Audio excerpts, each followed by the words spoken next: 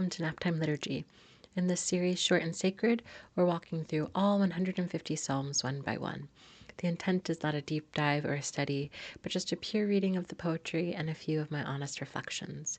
My hope is a space for us to find a little rest in the middle of our days. Today, we are resting with Psalm 5. Let's read. Give ear to my words, O Lord. Consider my groaning. Give attention to the sound of my cry, my King and my God, for to you do I pray. O Lord, in the morning you hear my voice. In the morning I prepare a sacrifice for you and watch. For you are not a God who delights in wickedness. Evil may not dwell with you. The boastful shall not stand before your eyes. You hate all evildoers. You destroy those who speak lies. The Lord abhors the bloodthirsty and deceitful man. But I, through the abundance of your steadfast love, will enter your house. I will bow down towards your holy temple in the fear of you. Lead me, O Lord, in your righteousness because of my enemies. Make your way straight before me. For there is no truth in their mouth. Their inmost self is destruction. Their throat is an open grave. They flatter with their tongue. Make them bear their guilt, O God. Let them fall by their own counsels, because the abundance of their transgressions cast them out, for they have rebelled against you. But let all who take refuge in you rejoice. Let them ever sing for joy and spread your protection over them, that those who love your name may exult in you. For you bless the righteous, O Lord. You cover him with favor as with a shield. This is the word of the Lord. Initially, some of the things that are sticking out to me is it's almost in a way shocking to me of the description of the evildoers. And in a way, too, I feel kind of called out as an evildoer. And I wonder if that was really the psalmist's intention with this, was to make the separation between almost like an us and a them, the righteous and the evil. But when I read this, I'm interpreting it as we all fall short.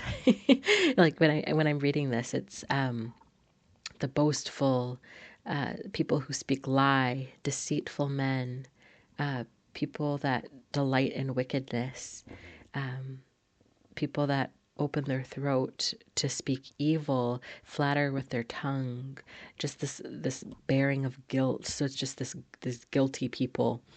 And even the rebellion, they've rebelled against you. It almost feels like that's who all people are apart from Jesus. And I don't think that's necessarily the psalmist's intention, because this is a lament to God, but that's at least standing out to me as a conviction of revealing my own sin and wickedness. But then there's this but in verse 11, but let all who take refuge in you rejoice. Let them ever sing for joy. And so for me, that's the good news of there's this wickedness, this evil, but anyone who dwells in you, let them rejoice. You're going to spread your protection over them. People that love your name, for you bless them and cover them as with a shield. So this reliance upon God is really standing out to me and striking me, because I think there is one way of interpreting it, and it might be correct. I just am not a biblical literary scholar. But I'm sure there's a way of reading this of like, oh, we're praying for the downfall of others. We're praying that the evil people get their judgment. And for me, that's not necessarily what I'm feeling when I read this. What I'm feeling is there's this wickedness, and then there's reliance on God. And if we're not relying on God, we fall into this wickedness because that is our nature.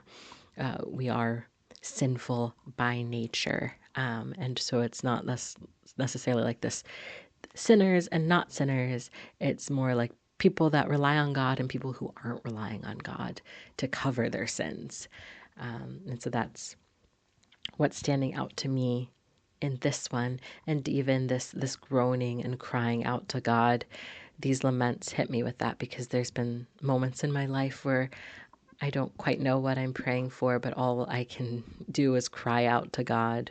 And so I think that's just a human reality of living in a broken, fallen world, of pain and suffering, and there's these moments when all we can do is cry out. And I think the psalmist is giving us a comfort of sometimes that's enough in the morning to just cry out to God, and he will hear you, and take refuge in him for salvation, for deliverance.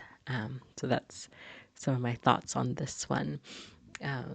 As we read the psalm today, was there any specific verse or phrase that felt like it was written just for you in this moment? For me, it's this: spread your protection over them, and even the singing for joy.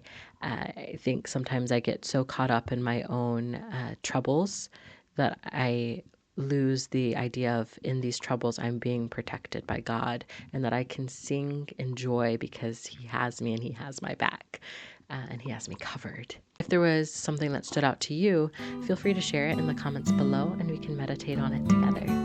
Thank you for joining me for this short and sacred reading. I'll meet you back here for the next psalm. Grace and peace.